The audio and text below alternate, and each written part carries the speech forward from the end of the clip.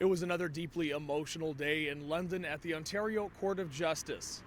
Back in November, Nathaniel Veltman was found guilty by jury on multiple counts of murder as well as a count of attempted murder.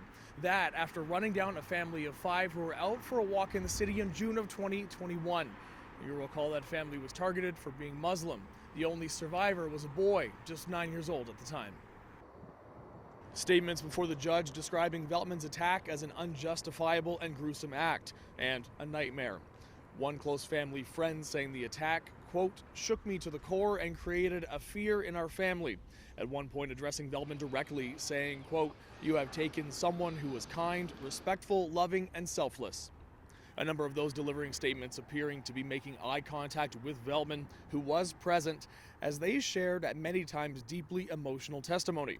Veltman, while largely unemotional, did appear to be paying attention. The collective impact statements, what they show is the hurt and the pain that people have felt. The heartbreak is real. This London imam knew the Afzaal family.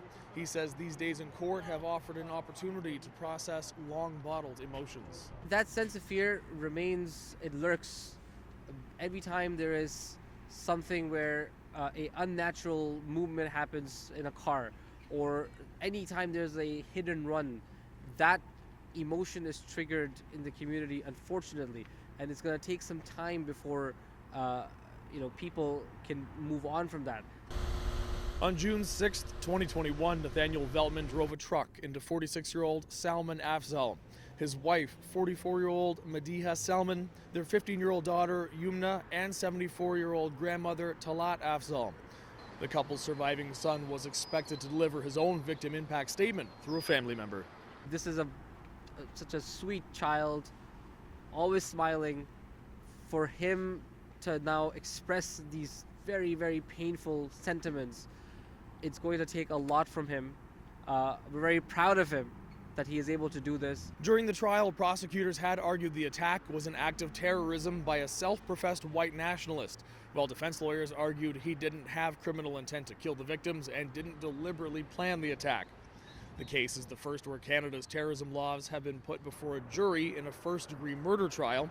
Defense lawyers say they believe this case will set precedent for future law. There's very little law surrounding, hardly any law surrounding the issue of terrorism, so this will be one of the first cases. Also before the court were a number of classmates of the young boy who survived that attack, one of them telling the room that he learned that, quote, the world isn't as good as he thought. And we are expecting a sentence for Veltman later on this month. In London, Ontario, David Zura, City News.